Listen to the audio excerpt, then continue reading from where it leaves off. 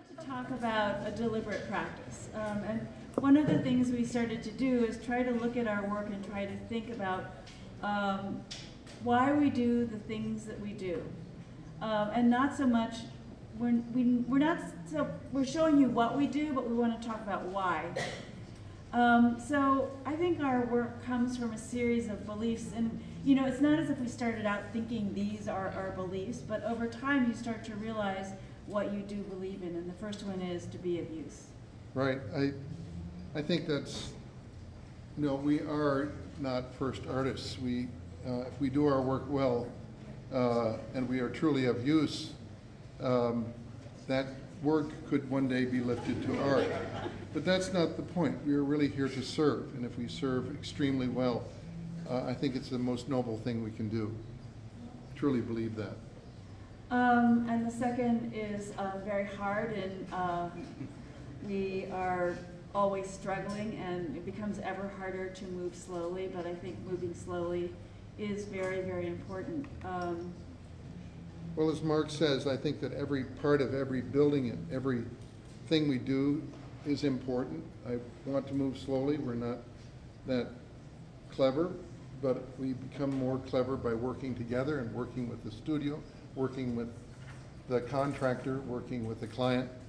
You know, in our life to date, if I include all of the built work we've had, which was installations, interiors, and built projects, we still don't total 50. So that's a little bit more than one per year. So I would say we do move slowly. At the same time, the world moves quickly.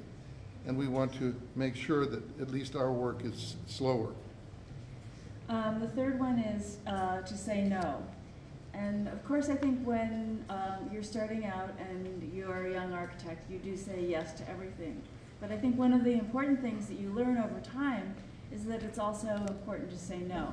A few of those bad experiences teach you that saying no is very useful. But I think also it helps to define who you are, almost as much as maybe more so than it does to say yes. It's to say no to certain things. I mean, it's wow, somebody's is really interesting in charge of the lights here.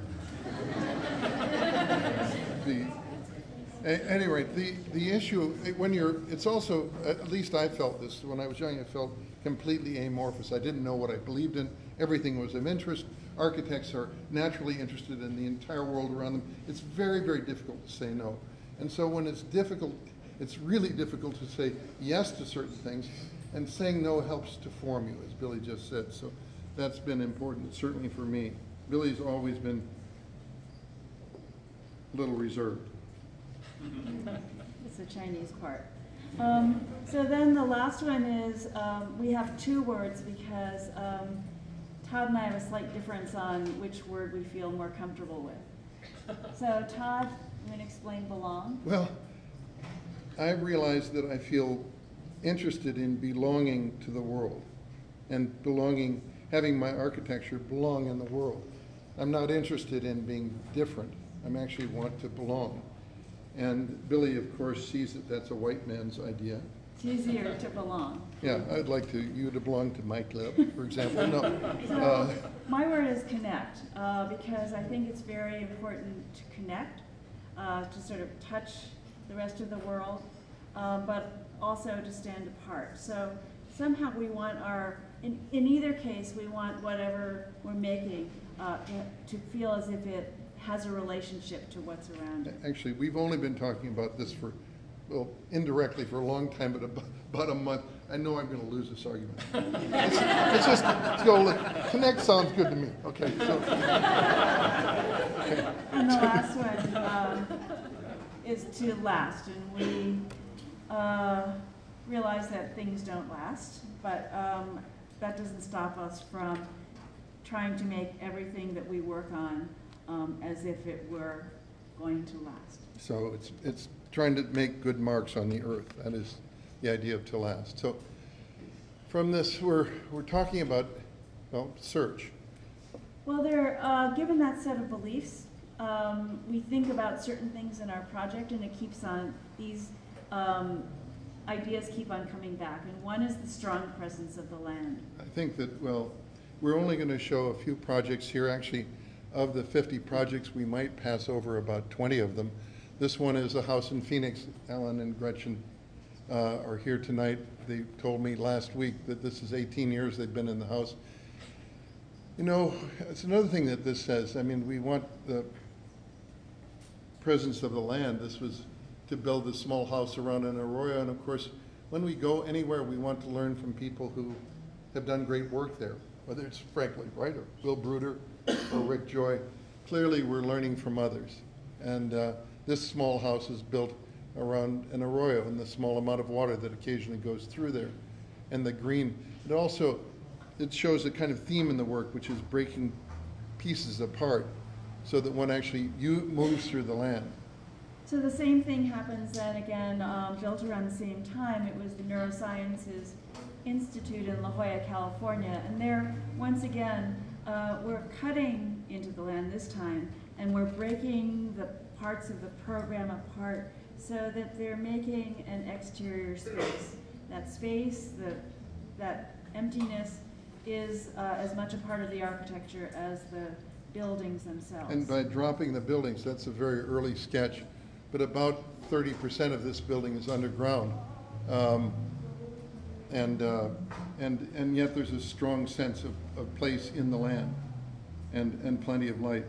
A house in Long Island now, 1998, so that's, gosh, okay, 16 years ago. And this house was set among trees in essentially Wainscott, New York, and Long Island, trying to leave every tree, breaking the program of the house into 3 components, actually 4 components. The house is not air conditioned, has not been air conditioned. The cross ventilation that's there and fans keep it comfortable throughout the very hot months. It also enables the family to be in different parts of the house and to walk through the land from one part to another. And then this project at Johns Hopkins, which is a neo-Georgian campus, and we made a contemporary building using the material of the campus, which is brick, but cutting it down into the land so that what you see from the campus level is really the tops of the sort of light monitors that bring light into the buildings, which are set below them. But the life of the building is really in the courtyard, in the spaces that adjoin the courtyard. The next thing that we look for in our work is the presence of the human or the presence of the hand. At the Folk Art Museum, the panels were cast at an art foundry in upstate New York, so every panel is different one to the other. We're interested in the irregularity that happens when people make things.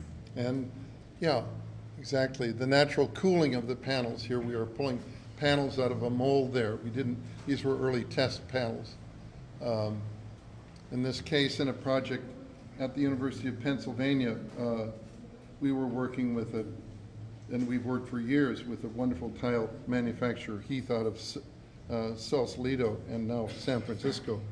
And we wanted to see whether we could make these hand-glazed tiles actually have the additional sense, or a sense of a hand or a thumbprint on them. And that thumbprint gave an irregularity, a kind of pooling of the glaze, which was like the color of a ginkgo tree. We've also worked with really wonderful people. So this is Claudia Youngstra, who's from the Netherlands, and she's a textile artist.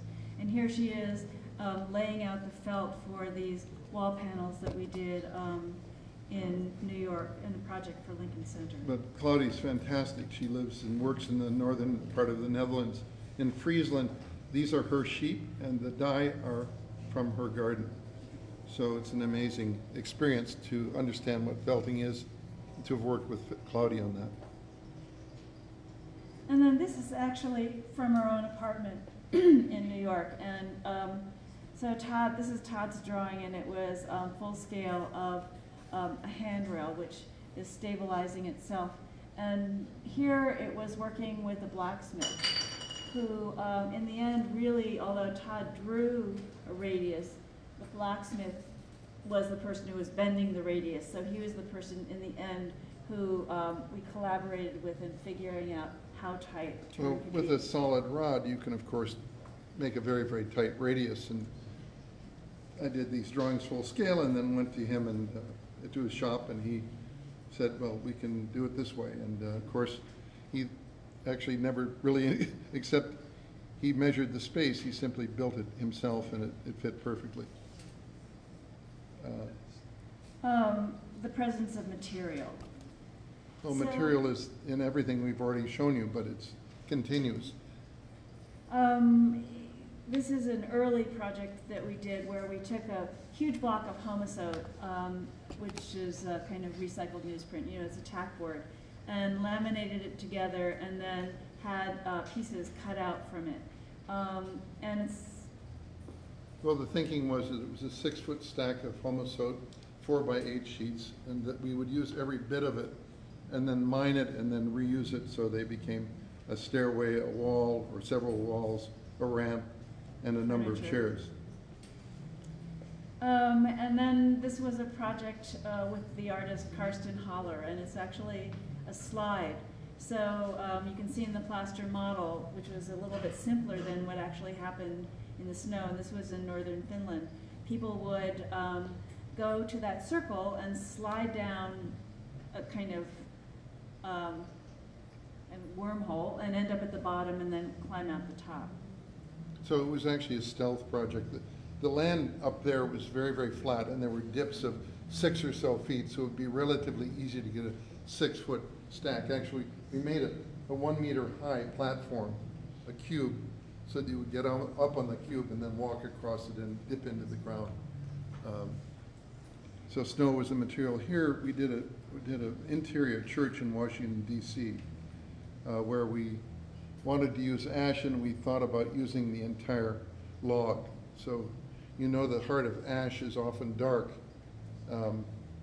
And we just went to the went to the veneer company and said, look, we want to use every bit of this. We don't want you to use just this exquisite stuff that's on the exterior. So it's also a little bit like thinking about the sense of the human hand. It's to be able to see imperfection, because imperfection makes us feel connected to the real material. Then once again, this is going back to Heath and asking them to take their standard tiles and re-dip them. So it's a sort of double dip tile. And we're using this in our stairways, and these are fire stairs, but we believe that they're important stairs. And so the colors themselves are both then shiny and matte because of the second dipping. So this is a project in Chicago. I mean, I'm very happy to say that today, having worked with Heath, we've finally convinced them, and they're now making sure that every single tile they use is completely recycled material. In other words, they waste nothing anymore. So we're doing another project now at Princeton where we're making sure that this is the first time a whole new set of colors has come, and from grinding up both the glaze and the bodies that they've wasted, and then remaking tiles. So the next one, Specificity place.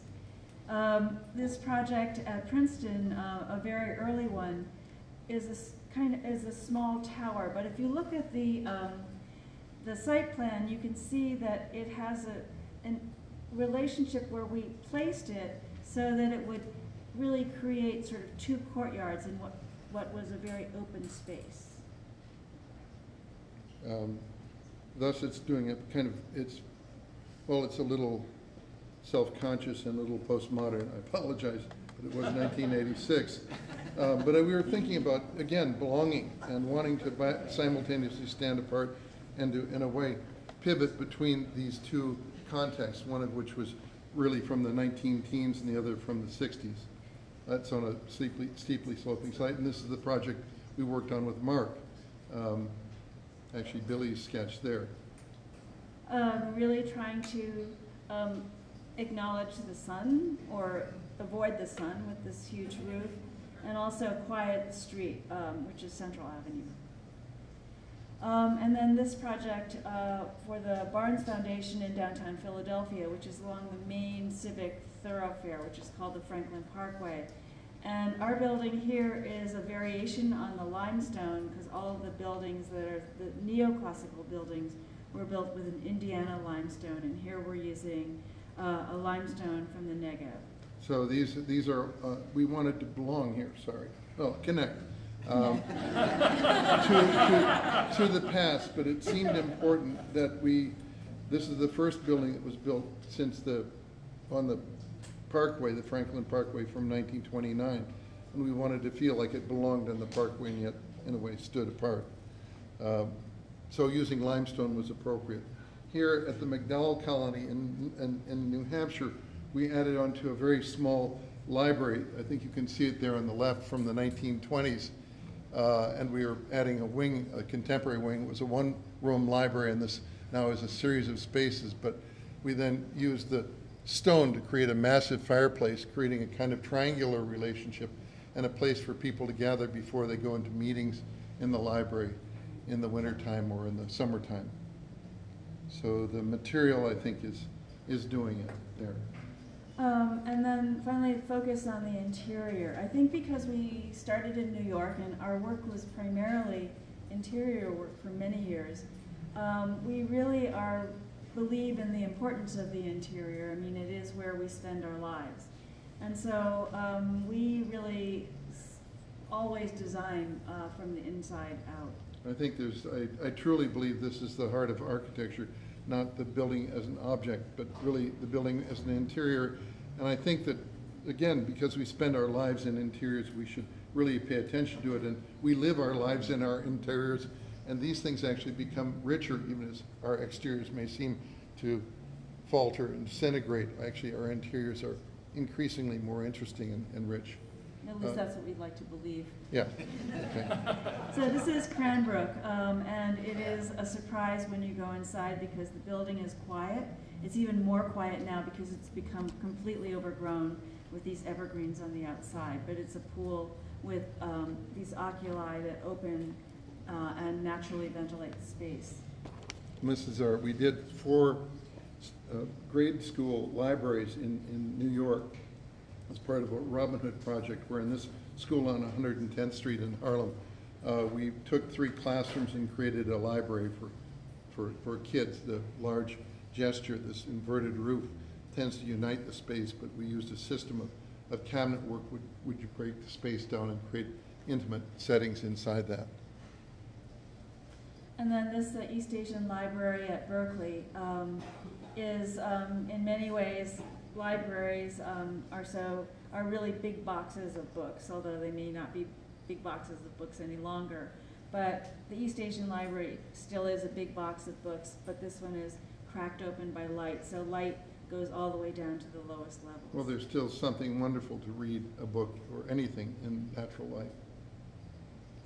And then at the Barnes Foundation, once again, we took, this is a space that's 20 feet below grade, and there's a small courtyard which is planted, and this is the place where one goes to drop your coat or go to the bathroom or go to a lecture or classroom, a library. It's below grade, but actually you can step out into that space and it gives a great sense of life and light to that below grade space. So we're going to talk about a few projects now. The first one is a building at Bennington College in Vermont. It's called the Center for the Advancement of Public Action. And actually the program was very, very interesting. They wanted to make a building where people would come to address some very important issues of the day.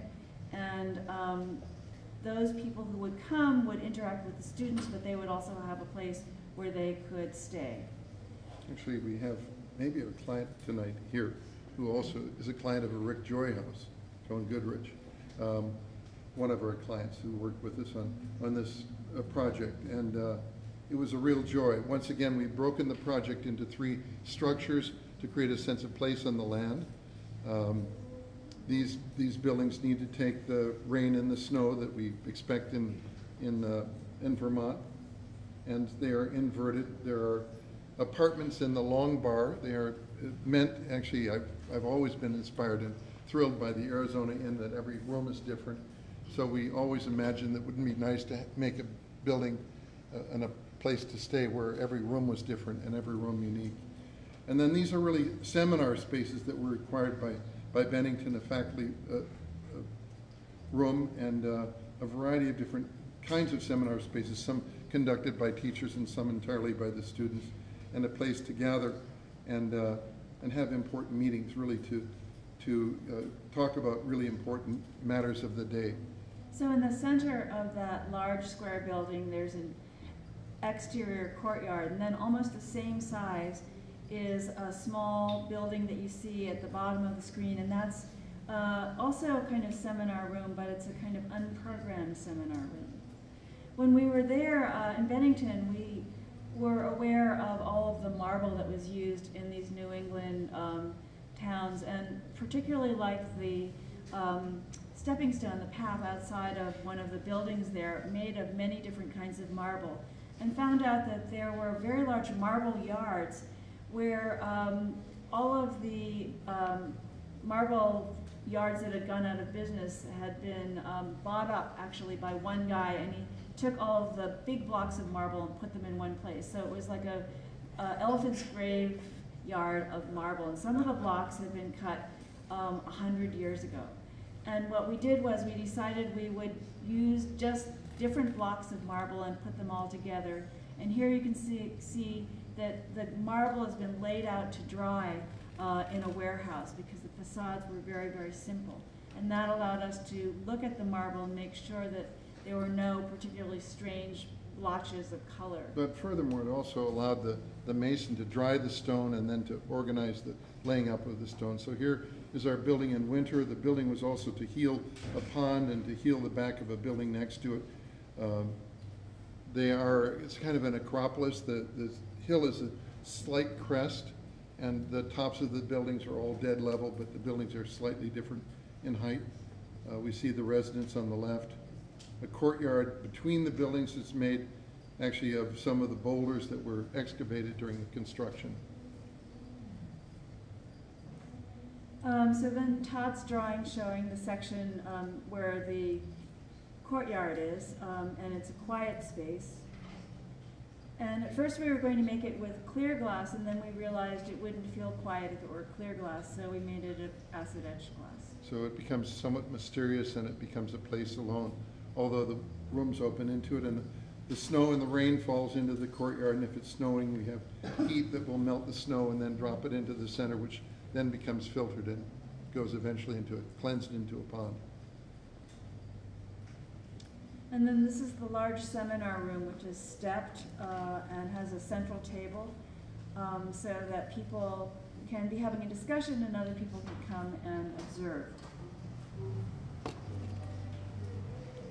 We also used very big blocks of stone because we thought they were very beautiful because they showed the marks of their cutting. And you know, when you're looking at those marks, you feel like, well, this was a mark that was made by a human being.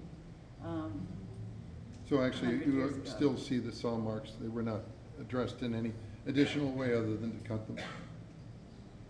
One of the meeting rooms, a 24/7 room where the kids can create their own agenda, a seminar room, and a kind of a planning room so that the students can go out and plan what they plan to do in the time that they're not at school, whether it's on break.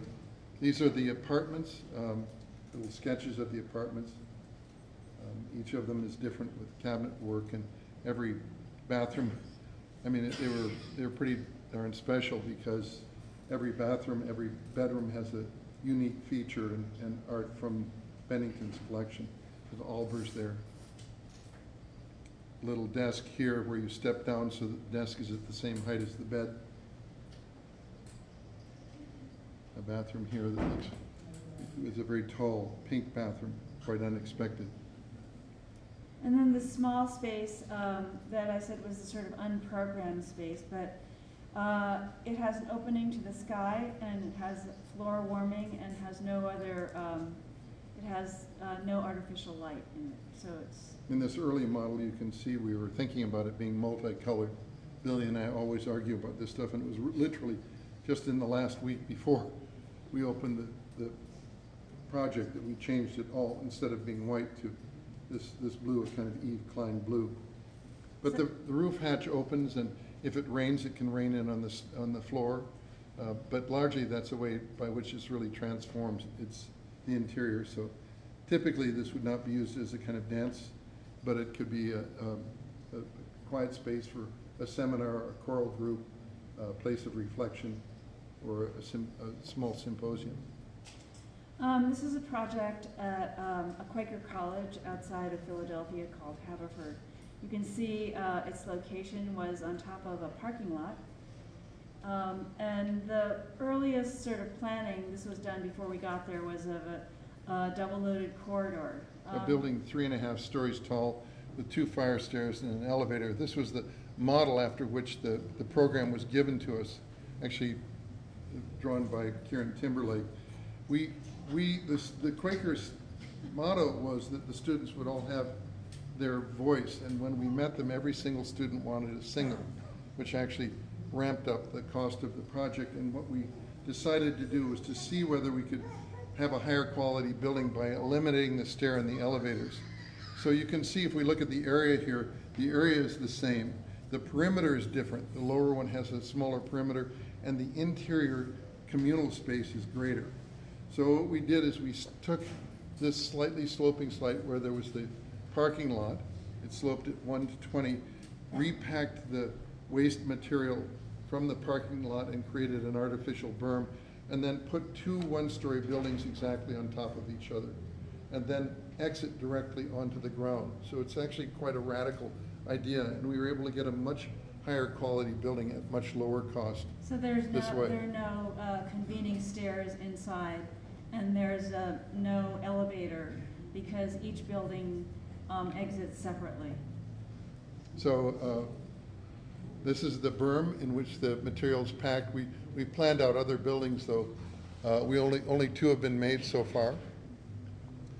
They're very, very simple buildings, but it allowed us to use a really beautiful Danish brick, and then also focus a lot on the landscape. So this has now been in operation for 3 years, and it's really loved by the students. I'm happy to say every student has their window.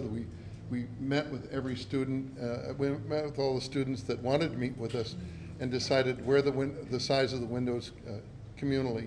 This is here we were walking at grade, and you're then walking up a stair outside to go into this dorm, where you can walk beneath the berm, I think in the next image, to go visit a friend in the building on the opposite side.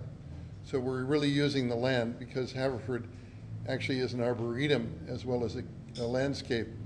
It gives us this ability to use the land as the communal space. And then the yellow space you can see is the communal space that you get when you don't have a double-loaded corridor. Here we used a synthetic felt on the walls So we designed this felt. There's a company called Leora Manet in New York, and they started out in fashion, but this, unlike Cloudy's, which is all actual wool, this is all acrylic, and it's done by machine, but you can lay out the colors and you can make patterns, which is what we did here. For the hallways, so the hallways have a base of heath tile, and then very long panels of this other felt for kind of sound absorbance, and also for sense of color. So obviously this is built at an extremely high quality, but it was built within the budgets they had given us, and actually built under the budget with more students than they expected. So these are communal kitchens, and then we have a courtyard in the center, a little bit like Bennington, and then study rooms that look out into the landscape, which is beautiful. We also designed the students' furniture. Which is very minimal, but it was just planned so that there could be a number of different configurations. But we worked with the students so they would be durable and sensible, and a cabinet maker. Even the bathrooms, and this is an image of the little interior courtyards they have. I think we're showing 5 projects. Yeah, let's move along. So Asia Society in Hong Kong. The red square shows you where the site was, and this was a competition in 2001. And this was an existing British barracks, some dating back to the Victorian times, that had been really left because it belonged to the Chinese army as a place where people actually just sort of squatted for many, many years, although it was in the middle of downtown.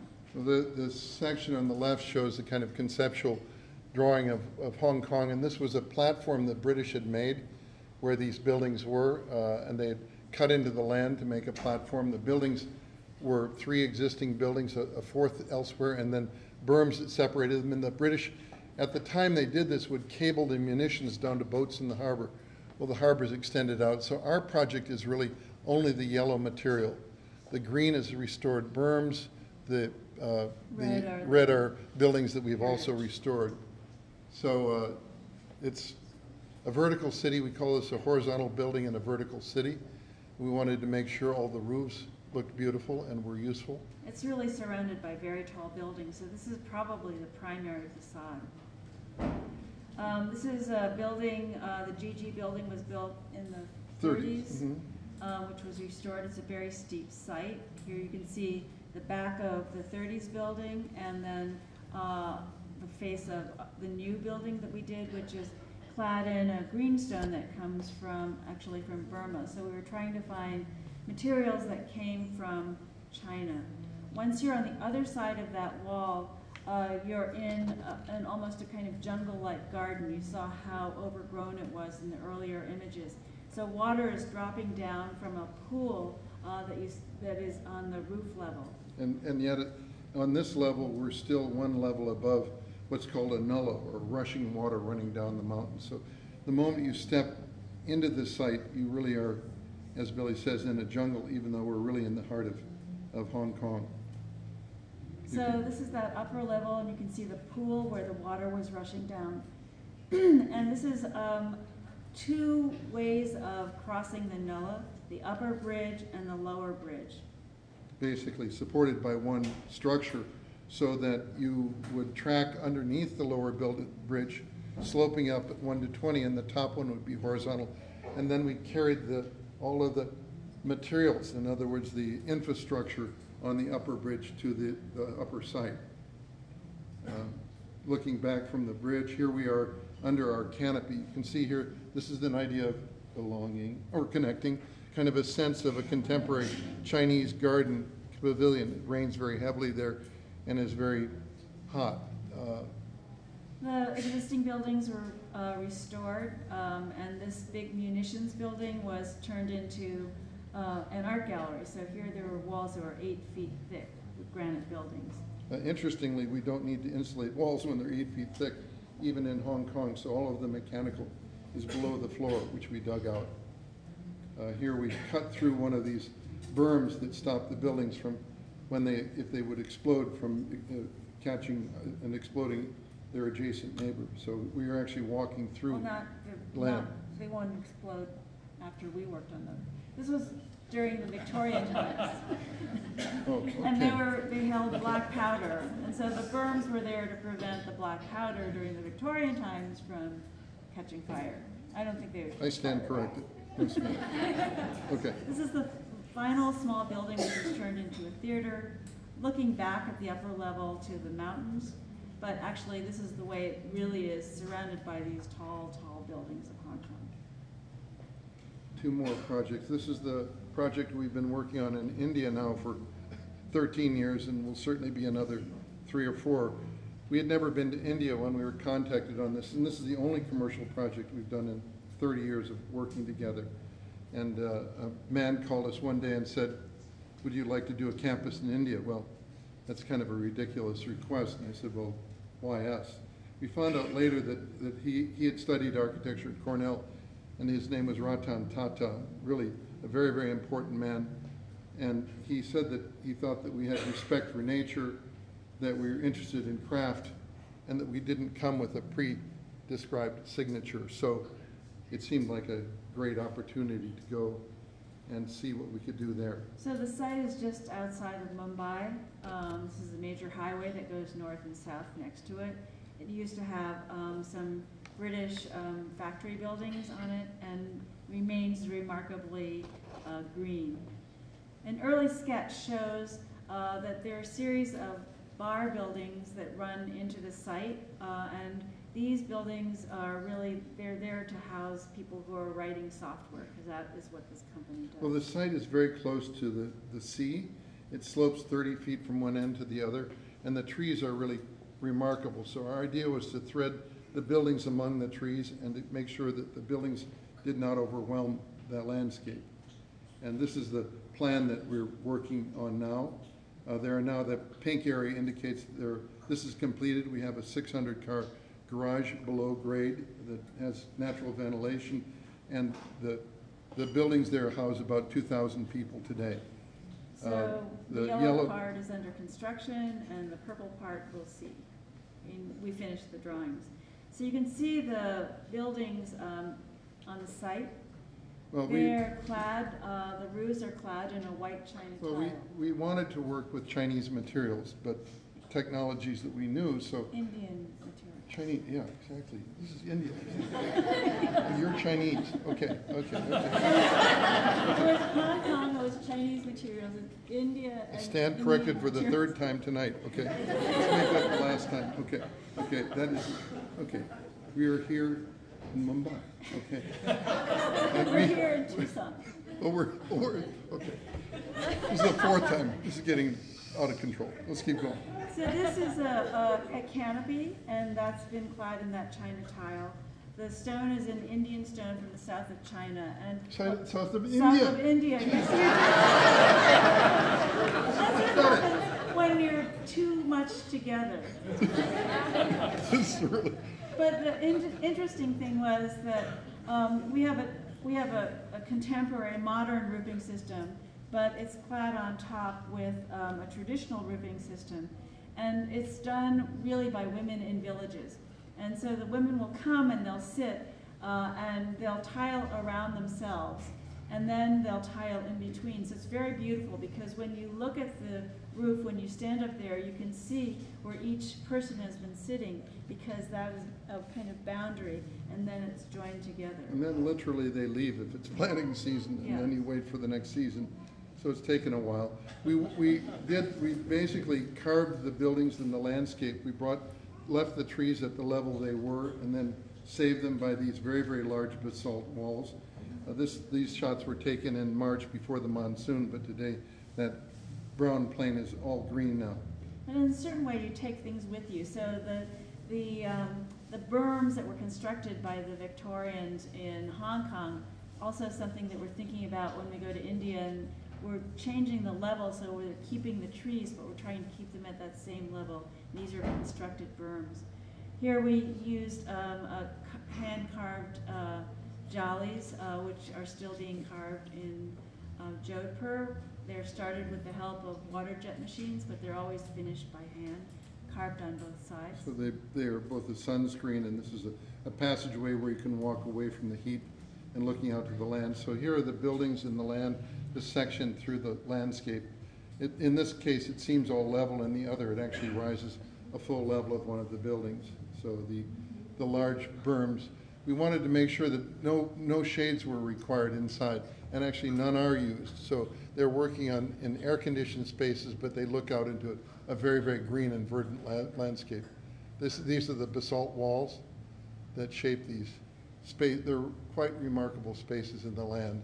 And you can see the buildings then sometimes have very tall walls, maybe 25 to 30 feet, that allow you to walk at the base of the buildings, or then walk between the buildings. So all fire stairs are stone and outside, and they become the natural ventilation system for the building. So our idea was to air condition as little as possible. So all of the social spaces and circulation are in red, and they're outdoors. The building now here we used wood from the go-downs or the warehouses on the site. It was the old teak. So these are social spaces, really the hallways that lead to the workstations where people work many, many hours, but have a chance to break, sit outside. These are copper candles we designed, which are just luminaires, giving a sense of place. And then the workstations are configured around a courtyard, and that courtyard has a roof with an oculus that's kind of similar to what we're thinking about at Cranbrook. So it allows people to have a sense of the outdoor light, but not to have the glare.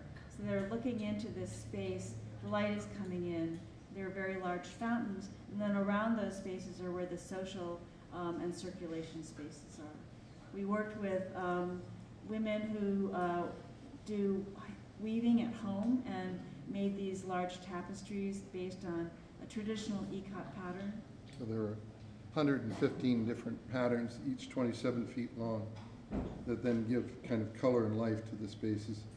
The buildings are poured in place concrete, and you can see, in this case, we suggested they wouldn't need a swimming pool. Well, this is 15 feet above grade, so you're in a covered space, but the sun comes through the shaft, and in a monsoon it roars through that shaft into the pool. But otherwise you're sitting in this rather green and comfortable environment. So this is the last project we're showing, and it's a skating center in Prospect Park. So both Central Park and Prospect Park were designed by Olmsted and Vox. Prospect Park 10 years after Central Park. And in many ways it's a much more natural terrain. At the time they designed it, they had an area which was considered the more populous area, where they had a carriage turnaround, something called Music Island, and where they created an artificial lake to skate on in the winter time. So during the 50s, Robert Moses had the Music Island area filled in, and there was an outdoor rink built, and then the carriage turnaround turned into a big parking lot. For 300 cars. So if you go back, Billy, you can see Music Island there, the Concert Grove, you can see the carriage turnaround, and this had become a horrible scar in the park. So our project is to remove the ice skating rink and put 2 rinks in the place of the parking lot. So it's a restoration project and a recreation project, and it's really revitalized this area of the park. So our buildings are 2 30,000 square foot buildings that are entirely underground, and then 1 canopy that covers the ice skating, the hockey rink. That hockey rink from time to time is connected to an oval rink, so you can go between the two, or you can play hockey in a space that's exactly the size of the old Boston Garden. These are the buildings on either side. You know, they have a cafe, and they have mechanical spaces, they have classrooms, and they have skate rental, and so on and so forth. So the restoration of the edge of the water was done by Prospect Park themselves. And because this was actually quite large structure in the park, we really wanted to make it as quiet as possible. Actually, it's a steel structure with the bar joists. It's clad, the columns are clad, and they're asymmetrically placed, so the corners have really large cantilevers, and that helps you to connect your eye to the landscape adjacent. This is a tree actually planted by Olmsted and Vox, so trees right around it, some of the trees are as old as 150 years. So the buildings only make their presence known when you're actually within the precinct of the skating rink. And this is a Canadian granite, and it's typically used for curbstones. So it comes in these big sort of rusticated blocks, because a lot of those blocks are actually buried beneath the ground when they're making curbs. So we're using a chopping machine, which is quite a crude tool that enabled us to get the granite in very large pieces at low cost. But it also starts to address the kinds of stone that you see, the rusticated stone that you see in Central Park that was used at that time. Although here it's dimensional and it's a cladding, it still has connection to the existing stone. Connection to Asia? Oh, okay. This is a tile mural by Billie, and the ceiling is a kind of a riff on marks in the ice, as you could imagine. Actually, those are not lights up there. Those are just channels in some pathetic material called ephes, and those are then painted silver, so they actually get the reflection off the floor. And the reason we're showing this is that actually every part of that building and every building should be made with love, and has been made with love, and I can say that we're interested in that. So the ice skating rink in the summertime turns into roller skating. And it's amazing how many times little kids can fall down and still get up. And then the oval rink becomes a water play area in the summertime. And this has been an amazing project for us because in the summertime, in the wintertime you have to pay to skate. In the summertime the water play is totally free. And all of the bathrooms which we provided are good, beautiful, clean bathrooms, and they're free. So it is, I think, a truly public project. Here, images looking back from over the rinks to the pond that Olmsted and Vox made. Even from this position, in certain times you can see the Verrazano Bridge. But now it's revitalized, and it's really a pleasure. The cars are gone, and people are back. Well, they just reopened the ice this week. These, yeah. So we see architecture as an act of profound optimism. I know you all do too, and that's why you're here. But So it's also work that's made by two hands, but it's made by many hands. It's made by all of our hands. It is truly collaborative work in the greatest possible sense. And we thank you for being part of your collaborative effort tonight. thank you. Good night.